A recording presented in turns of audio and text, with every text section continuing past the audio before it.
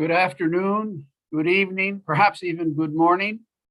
I'm Philip Khoury. I'm on the faculty here at MIT, and it's my great privilege to chair and host the Emil Bustani Middle East Seminar, now completing actually with this session its 36th year at MIT. It was created by the family of the late Emil Bustani, who hailed from Lebanon, had graduated from MIT in the early 1930s, and became widely recognized in that part of the world, Lebanon and its region, but also in Europe, in the United States, as one of its most successful business leaders, entrepreneurs, innovators, and a political leader as well. And I'm just delighted that I've had the privilege of looking after this seminar all these many years. Our guest this afternoon, I'm going to say afternoon because it's still afternoon here in Cambridge, Massachusetts, is Sahar Aziz. She is professor of law, chancellor, social justice scholar, and Middle East and legal studies scholar at Rutgers University Law School. Her scholarship adopts an interdisciplinary approach to examine intersections of national security, race, and civil rights, with a focus on the adverse impact of national security laws and policies on racial, ethnic, and religious minorities in the US. But her research is much more than that. It also investigates the relationship between authoritarianism, terrorism, the rule of law in the Middle East region. She moves comfortably between the United States, where she lives and is based, and the Middle East region. She's the founding director of the interdisciplinary Rutgers Center for Security, Race, and Rights, and a faculty affiliate of their African American Studies Department at Rutgers University, Newark. She serves on the Rutgers Newark Chancellor's Commission on Diversity and Transformation, as well as on the editorial board of the Arab Law Quarterly and the International Journal of Middle East Studies, which is the premier journal anywhere on the Middle East, on Middle Eastern studies. She teaches courses on national security, critical race theory, Islamophobia, evidence torts, and Middle East law. And this year, she's been the William and Patricia Kleh visiting professor in international law at Boston University, just across the river. She earned her JD, her law degree, from the University of Texas, and also acquired a master's degree there in Middle Eastern Studies, again, at the University of Texas in Austin. She's won countless awards. I'm not going to go through those. She publishes widely, as most law professors do, in top-ranked journals in the legal profession. And she's been a commentator. Her commentaries appeared in the New York Times, on CNN, at the Carnegie Endowment Sada Journal, the Middle East Institute, on Fox News, World Politics Review, and many, many other newspapers and media outlets. And she's a frequent public speaker on CNN and the BBC World, PBS, C-SPAN, and MSNBC, among many others. Let me stop there. I'll come back to Professor Aziz in a moment. I just need to go through some protocols, given that we're on, a webinar, not meeting in person, which is really our want. We're so desirous of coming back together, and we hope in the fall, as this series continues, that we'll be back together on campus, meeting regularly in that way. So after our professor's talk, we'll take questions using the Q&A function of Zoom, which you can open by clicking the Q&A button at the bottom of your screen. Feel free, please, to add questions during the talk and after the talk. Please do not use the chat function to submit questions, only the Q&A function. Questions will be answered after Professor Aziz's talk concludes. If at any point during the talk you require technical assistance, please use the chat function to let our producer and technical assistant know. They will do their best to help you. We hope you enjoy the lecture. And let me just say, if you're interested in finding out more about the seminar, there is a link to subscribe to the Bustani mailing list in the chat. Please subscribe to stay updated on the lectures in this series. Okay, Professor Aziz, may I turn to you, please? Delighted you're with us. Thank you so much, Dr. Khoury, and thank you to MIT for inviting me. It's such an honor to be here. I wish we were in person too, but I'm glad that we are able to adapt and be nimble to the unusual set of circumstances this pandemic is created for us. And it's really a privilege to be here to discuss my book, which is a labor of love in writing. And before I start my formal kind of comments, I just want to highlight that this book is focused primarily on the US context and the racialization of Muslim identity. However, there is a significant component of that racialization process that is grounded in international events and international affairs in the Middle East and North Africa, which is what I'm going to focus most of my comments today. And hopefully those who want to know more will purchase the book and read it in full, because it is intentionally written to be quite comprehensive. But as we know, we have limited time in these types of talks. So on August 24th, 2011, the Associated Press headline read, quote, "The New York Police Department gathered intelligence on 250 plus mosques, student groups, and terrorist hunt," end quote. This was 10 years after 9/11. Investigative reports had uncovered a massive multi-year surveillance program wherein the NYPD was intentionally spying on thousands of Muslims in the tri-state area. So what many of us in the civil rights community had long suspected was now confirmed. Simply being Muslim was sufficient to attract the invasive scrutiny of the state and the massive and the public suspicion by various members of American society. Now, at that point, I had advocated for the civil rights of Muslims for nearly a decade, and I was thinking through different legal theories to challenge the NYPD surveillance program. And my research led me to something called Title VI of the 1964 Civil Rights Act, a law that restricts recipients of federal funding from discriminating in their provision of services that's funded by the federal government. Local and state police departments are among the largest recipients of federal funds from the US Department of Justice and the US Department of Homeland Security. So I thought I was onto something that could avoid the lacuna of the equal protection doctrine that thus far had failed to protect Muslims for post-9/11 discrimination in lawsuits. But there was one problem, the text of Title VI. The statute reads, quote, "No person in the United States shall, on the ground of race, color, or national origin, be excluded from participation in or be denied the benefits of or be subjected to discrimination under any program or activity receiving federal financial assistance," end quote. Religion is glaringly absent in the text of Title VI. Muslims, thus, are unprotected by the statute. However, it was clear to us that all of the national security practices, including the NYPD surveillance program, was targeting Muslims. Now, Muslim identity is not a race in any phenotypical sense. Indeed, Muslims are the most diverse faith community in the United States, comprised of 30% African Americans, 30% Arab, Middle East and North African Americans, 30% South Asian Americans, 5% Latinx, and 60 to 70% of those Muslims, 60% of those Muslims are immigrants or children of immigrants from 75 different countries around the world. So their diversity makes it very difficult for a lawyer to prove that a particular race or national origin is required by Title VI is the grounds on which national security practices are directed at Muslims. And yet what we are witnessing in the post-9/11 era is a type and degree of profiling and targeting that more closely resembles the racial discrimination historically experienced by African Americans, Native Americans, and Asian American communities of all faiths.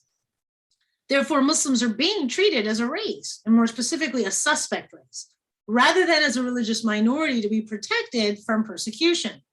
So for that reason, government officials and members of the public who may in fact believe in religious freedom norms do not view targeting Muslims in national security and immigration as a threat to those religious freedom values. And herein lies the genesis of the book. My research led me to more fundamental questions with much broader implications for all Americans. Is our stated commitment to religious freedom meaningful? Does it apply equally to all faiths? If so, then how can we explain the systematic subordination of Muslim communities, including physical attacks of and government surveillance of houses of worship, all under the guise of national security? The explanation, I believe, lies in the racialization of a minority religion, a minority religious group, a process with a protracted and checkered history in the United States.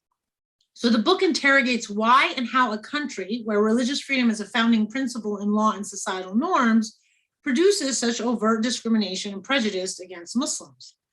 In other words, how does the critical mass of Americans in the 21st century that hold unfavorable views of Muslims, as shown in the polls, reconcile their mistreatment with the nations and their own commitments to religious freedom? More pointedly, how do Christian religious conservatives who decry assaults on their own religious freedom justify their support for state practices that infringe on Muslims' religious freedoms? Again, I proffer that the explanation lies in how racism intersects with religion to racialize a religion's followers and consequently exclude them from the panoply of religious freedom protections. Now, the ways in which particular religious communities are racialized depends on both domestic and international factors that are often unique to that group. Thus, my intervention is twofold. First, I argue that the racialization of immigrant Muslims and children of immigrant Muslims who arrived after 1965 is grounded in a racial religious hierarchy, as opposed to just a racial hierarchy, to socially construct what I call the racial Muslim. Second, I offer a topology of the racial Muslim that explains why some Muslims are more likely to be targeted than others by private and government Islamophobia. Now, I begin the intellectual journey by historicizing the racialization of religion in the United States, because in American society, religious freedom has always been circumscribed by race. In examining the experiences of Jews, Catholics, and Mormons from the turn of the 20th century until World War II, I illustrate how immigrants have always had to conform to Anglo-Saxon Protestant norms, their languages, their lifestyles, in order to access socioeconomic privileges and legal rights of first-class citizenship. Thus, structural assimilation through English-only rules, staunch individualism, and capitalism undergirds American national identity.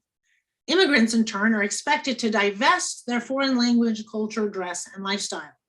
They're also expected to Protestantize their faith in ways that translates into a secularization and an individualization of their religious communities. The failure to do so results in discriminatory and stigmatizing responses at best, or physical exclusion and criminalization at worst. Now, four phenomena explain the historical racialization of Muslims before and after 9/11. And the four that I focus on in the book are: first, white Christian dominance; second, American empire in Muslim majority countries; third, the imputation of racial attributes based on religious beliefs and practices; and finally, racialized borders of religious freedom. Now, early American Protestant leaders perpetuated Europeans' depictions of Muslims as violent and blasphemous.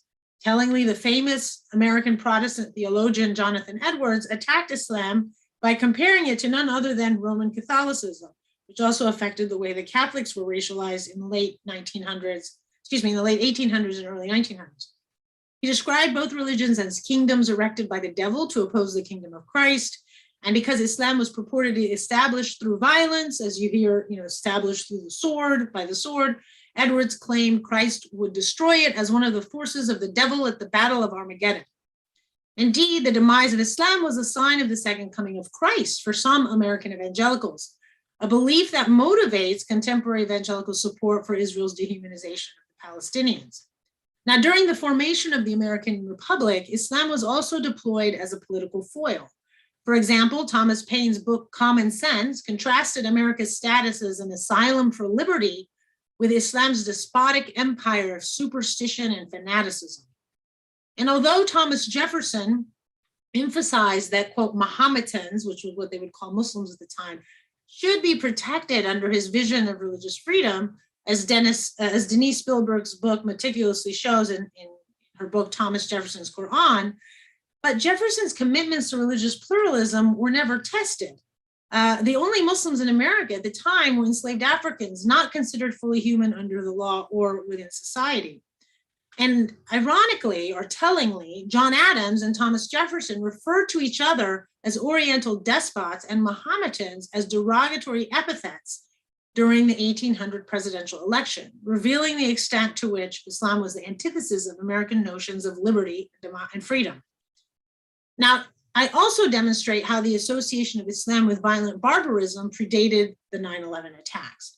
As far back as the Crusades, Europeans portrayed Islam as an evil, threatening Christian civilization. As an evil that was threatening Christian civilization.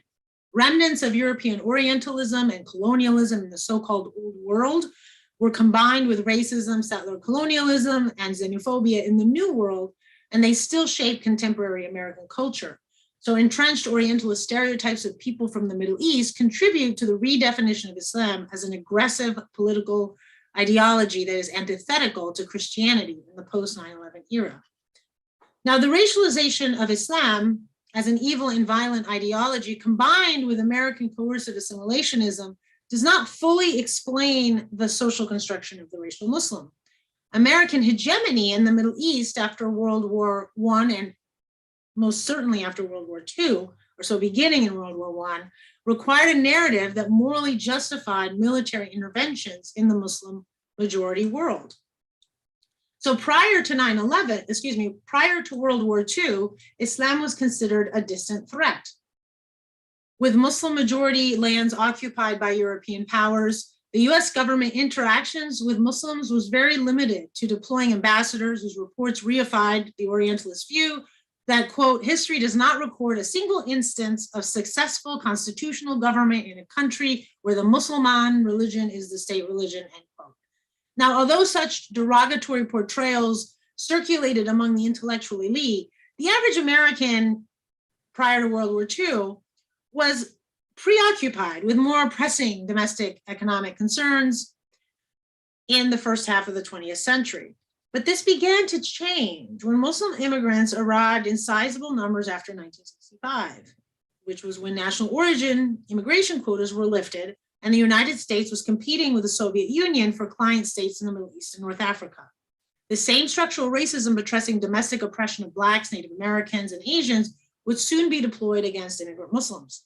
However, the means by which racism occurred, as well as the material consequences, were unique to Muslims' immigration history and the geopolitics of the time.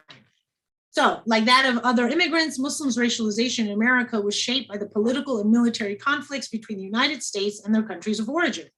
Religion would also play a crucial role in this racialization process in ways that morally justified America's pursuit of political, economic, and military domination abroad and securitization of Muslims at home, especially Black Muslims in the 1960s and 1970s, but then extending to Middle Eastern Muslims.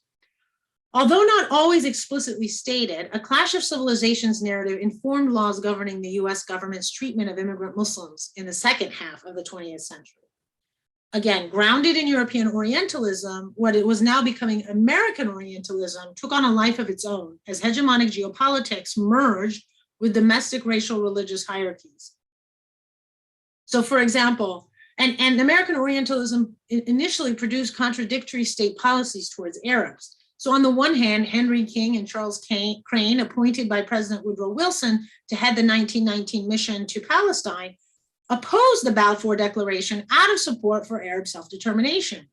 But on the other hand, President Wilson's Secretary of State, Robert Lansing, interpreted Arabs' violent struggle for self-determination as illegitimate. Tellingly, Lansing did not believe all races deserved self-determination. He bluntly stated on the eve of the Versailles Conference in 1918, quote, "The more I think about the President's declaration as the right to self-determination, the more convinced I am as to the danger of putting such ideas into the minds of certain races. Will it not breed discontent, disorder, and rebellion? Will not the Mohammedans of Syria and Palestine, possibly of Morocco and Tripoli, rely on it?" End quote. After World War II, America's national security priorities were twofold. Control the oil reserves in the Middle East, which constituted approximately 1/3 of the world's supply at the time, and prevent the Soviet Union from expanding its global influence. This new world order prompted academic, policy, and journalistic interest in the so-called Arab people, Islam, and the Middle East. Predominantly white male academics and journalists reinforced European Orientalist tropes of Arabs and Muslims as irrational, despotic, and uncivilized. They erroneously used Arab to refer to Persians, South Asians, Sikhs, Sephardic Jews, and anyone whose physical appearance was stereotypically Arab-looking. So no longer were Muslims now a distant threat for European colonialists to manage.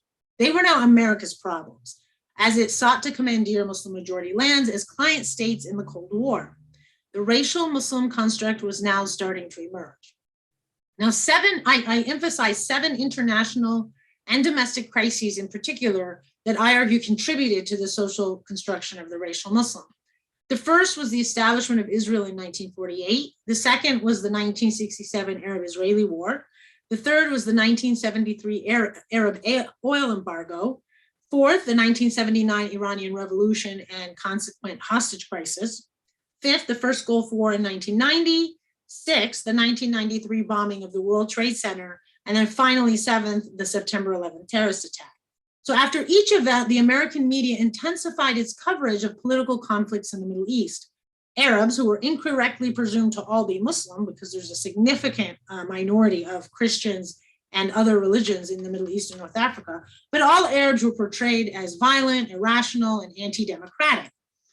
The racial Muslim trope expanded thus beyond the uncivilized, despotic, and imperialist Turk, which had been Europe's problem, to the violent, irrational, and radical Arab, which was now America's problem. And soon after 9/11, it would be the Muslim terrorist trope.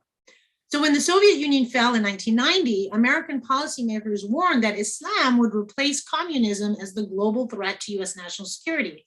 The first post-Cold War decade began what the September 11th attacks finalized: the association of terrorism with Muslims first and Arabs second. But during the Cold War, however, the quintessential terrorist was Arab first and Muslim second. More specifically, he was Palestinian. European colonies across the world were agitating for independence at the turn of the 20th century. In the Middle East and North Africa, previously ruled by the Ottomans, were no exception. Among them were Palestinians, governed by the British based on the Sykes-Picot Agreement that drew artificial borders between French and British-controlled territories. As more Jews fled from pogroms in Eastern Europe to Palestine, they purchased land using foreign funding as part of a European Zionist settler project. The British allowed the mass land purchases, notwithstanding that Jewish landowners were refusing to sell any land to Palestinians, which then only heightened communal tensions. But consistent with global colonialist policies, pitting Arabs and Jews against each other only strengthened British domination over Palestine. But in 1929 and 1936, the Palestinians revolted against the Zionist settlers' expanding influence, which prompted the British to restrict Jewish migration and land purchases pursuant to the British White Paper of 1939. So for the next 2 decades, in response, Jewish leaders in Europe and the United States lobbied their respective governments to allow more Jews to escape the violent anti-Semitism in Europe. And despite its lofty goal of providing Jews with a permanent homeland where they would no longer face centuries of European anti-Semitism, Zionism soon became instrumental in dehumanizing Palestinians in American politics and culture.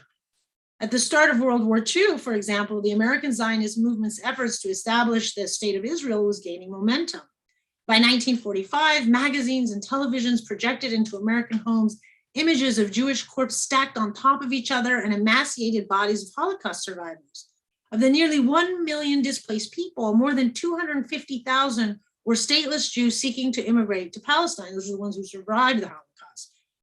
But as Americans realized the gravity of their nation's failure to help Jewish refugees during the Holocaust, to the extent that they had turned boats of refugees away who then went to their death in concentration camps, many American Christians now believed it was their moral obligation to support a Jewish homeland. And what better place than the Holy Land?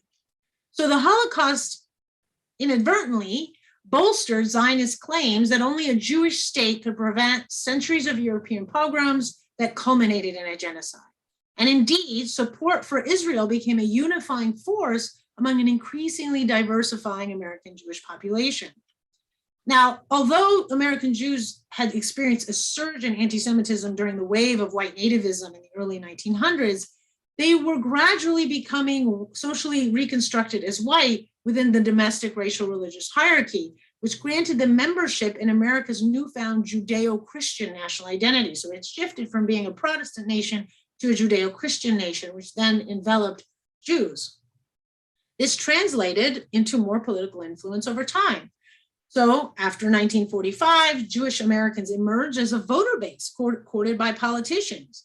In 1948, when Israel was created, leaders of the nearly 5 million second-generation American Jews successfully mobilized to lobby and pressure and influence the Truman administration to recognize the state of Israel. Now, when Israel won the 1967 Six-Day War against Jordan, Syria, and Egypt, the membership in the American Israeli Public Affairs Committee boomed. Jewish political activity intensified each successive year, such that by 1972, a Democratic presidential candidate who did not support Israel, as George McGovern had discovered, would be abandoned by the majority of American Jewish donors who subscribed to the Zionist project in the Middle East. Meanwhile, Arabs numbering in the mere hundreds of thousands before 1965 had minimal political clout. President Harry S. Truman responded bluntly to British officials who criticized his favoritism for Israel by stating, quote, "I have to answer to hundreds of thousands who are anxious for the success of Zionism. I do not have hundreds of thousands of Arabs in my constituency," end quote. Most Arabs at the time were Christian and second or third generation Americans seeking to assimilate into whiteness. Many had abandoned their language, given their children anglicized names, and generally distanced themselves from international politics. So going back to 1948 with the creation of Israel, European Jewish immigrants to Palestine established a state that in a war that forcibly evicted more than 700,000 indigenous Palestinian Muslims and Christians to Jordan, Lebanon, and other neighboring states. The US portrayed citizens of the newly recognized Jewish state as industrious and brave, often compared to the hardworking Puritans who had founded, quote, God's American Israel. Israelis would bring civilization and democracy to the backwardness of the Muslim Orient. This comparison of Jews to Puritans fleeing religious persecution in Europe further humanized Jews to a guilt-ridden American public. The Arab Palestinians, in contrast, were depicted in pictures and texts as irrational barbarians when they defended lands on which they had lived for centuries. Some American Zionists exploited these dehumanizing stereotypes to coin the slogan, quote, "pay a dollar, kill an Arab," end quote, to raise funds in support of Israel. American narratives of the 1948 war depicted Jews as a people who deserved a state of their own after enduring centuries of persecution that culminated in the extermination of 6 million Jews in the Holocaust. Meanwhile, Palestinians were depicted as a small number of primitive people with no valid claim to the land. Now, as Stephen Saleta's work shows, the racialization of Palestinians mirrors that of Native Americans, portrayed as heathens with no right to a land discovered by white people, coupled with theological justifications. As Thomas Kidd's work demonstrates, Protestant leaders during the 20th century believed American imperialism in the Middle East was ordained by God, and that included and entailed support for Israel. American evangelicals, dispensationalists in particular, propagated the clash of civilizations narrative to their followers, both in pursuit of large-scale Muslim conversions as part of the evangelical mission, and because, again, of a religious belief that Jews must return to Palestine in order for the Messiah to arrive. So Manifest Destiny took on a global dimension under the auspices of Zionism. Now, that European Jewish settlers in the 20th century were raced as whites, notwithstanding the prevalence of American anti-Semitism, demonstrated America's changing national identity from Protestant to Judeo-Christian. In contrast, Palestinians were raced as unenlightened barbarians whose political grievances were illegitimate in the face of European Jews' claims. At the intersection of 3 continents and with more than 60% of the world's oil reserves, the Middle East thus became a vital strategic location. As Britain's regional influence waned, again, this was after World War II, the United States competed with the Soviets to be the new Western hegemon in the region. However, the mid-20th century witnessed a wave of independence movements across the world, including in the Middle East. Nationalist leaders such as Mohammad Mossadegh of Iran, Gamal Abdel Nasser of Egypt, Hafiz al-Assad of Syria defied US hegemonic interests in the region.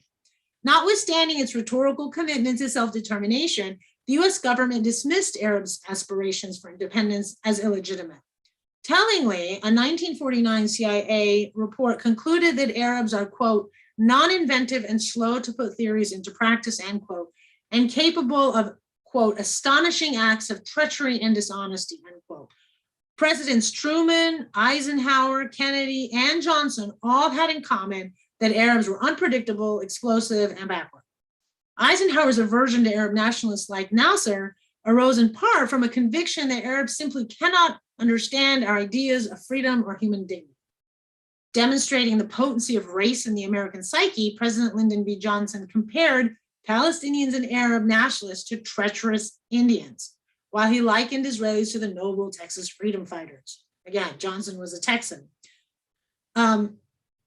Now, the spread of Nasserism across the region threatened Saudi Arabia, Jordan, Iraq, and Iran, whose leaders were American lackeys. The CIA leveraged regional conflicts to develop client states in Saudi Arabia, Jordan, and Iraq. In Iran, the CIA orchestrated a coup against the democratically elected nationalist Mohammad Mossadegh in 1953. Gamal Abdel Nasser, the charismatic president of Egypt, would prove more difficult to eliminate. Wildly popular across the Middle East for his anti-imperialist stance, Nasser snubbed the United States when he met with Yugoslavia's President Josip Broz Tito and Communist China's Premier Zhou Enlai. He defiantly refused to support a secret Anglo-American initiative that would grant Arab recognition of Israel's right to exist in exchange for territorial concessions by Israel. So when Nasser accepted Soviet military equipment and interest-free loans in exchange for Egyptian cotton, the United States realized that Nasser was driven by his vision of a strong Egyptian state with regional hegemony that would not bow to US dominance. So how would the US offset this? Well, President Eisenhower's chief strategist on psychological warfare called on the US government to use Islam as a vehicle to mobilize Muslims against godless Soviet influence and secular Arab nationalist leaders. In 1957, for example, a working group of the intelligence and defense officials in the Eisenhower administration published something called the Inventory of US Government and Private Organization Activity regarding Islamic organizations and as an aspect of overseas activity. This report concluded that Islam was more compatible with Christianity than communism, such that it could be deployed to rally support in the Cold War. The CIA agreed that the US should deploy religion to fight communism by supporting none other than the Muslim Brotherhood and other political Islamists who opposed the Arab nationalist leaders, the same Arab nationalist leaders who opposed US hegemony in the region. So this is so-called Islam strategy would eventually lead to America's financial support of Osama bin Laden's Mujahideen in Afghanistan against the Soviet Union, the same ones who later evolved and planned the 9/11 attacks in New York City. So when it benefited US interests, the United States sent military aid to the Mujahideen and Osama bin Laden, calling them freedom fighters against the Soviet Union in Afghanistan. But as soon as they were no longer useful to the US, that is, after the fall of the Soviet Union, the same group of Mujahideen was designated a terrorist group. Now, after 9/11, all political Islamists, including the Muslim Brotherhood and Al-Qaeda and ISIS, so anyone who's a political Islamist, whether you were violent or non-violent, would be grouped together in the Muslim terrorist trope.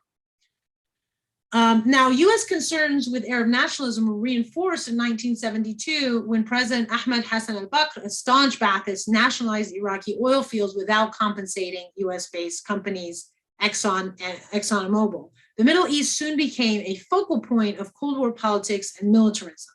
Entangled in this global conflict was the Palestinian struggle for self-determination and resistance to the creation of Israel. So I'm almost out of time, so I'm going to just briefly talk about how the Palestinian Arab terrorist trope was the precursor to the Muslim terrorist trope post 9/11. So when Israel occupied the Sinai, the Golan Heights, the West Bank, and Gaza in the 1967 war, Arabs in America organized protests and called on businesses to divest from Israel. Pamela Pennock's work shows the increasingly leftist turn of Arab American organization after the occupation of Palestine by Israel. The concurrent rise of Black nationalism brought together third world nationalist Arab Americans and leftists and African-American activists.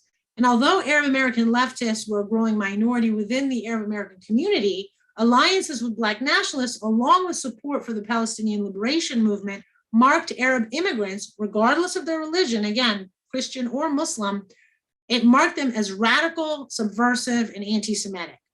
Moreover, the Palestinian-Israeli conflict was depicted in the American media and in American churches as the fulfillment of a biblical prophecy in a fight between David and Goliath, of course, Israel being David and the Palestinians being Goliath, notwithstanding the factual asymmetry, which is the opposite of power, thereby giving the US government license to target Arab activists in the US. Mirroring the experiences of leftist Eastern European Jews during the Red Scare, who were accused of being communists, and some of them were, but again, the fact that that was criminalized in itself is problematic.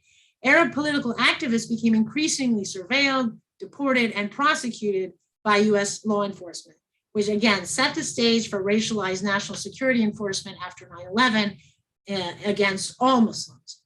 The Palestinian terrorist trope informed domestic racial projects that involved the surveillance, special registration, deportation, and prosecution of Arab American individuals and organizations opposed to US Middle East policy. Political cartoons, again, we're talking about the 1970s and 1980s, were eerily similar to those that demonized Jews and Mormons in the early 20th century. They portrayed Arabs as aggressive, scheming, and beast-like. And as Peter Gottschalk and Gabriel Greenberg's work note, during the 1973 oil crisis, quote, Arabs were given large misshapen noses, facial hair, furry eyebrows, and generally vile and sly countenances, end quote.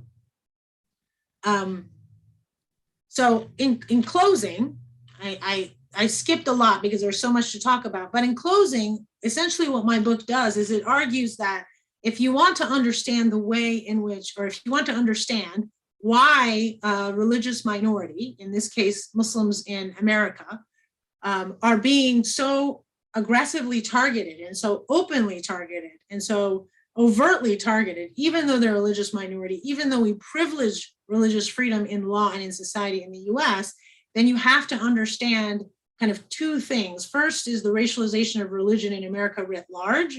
And again, I use Jews, Catholics, and Mormons as the case studies. And you have to understand the racialization of Arab identity that then eventually became Muslim identity. And again, this isn't about fact. This isn't about the truth. This is all about stereotyping.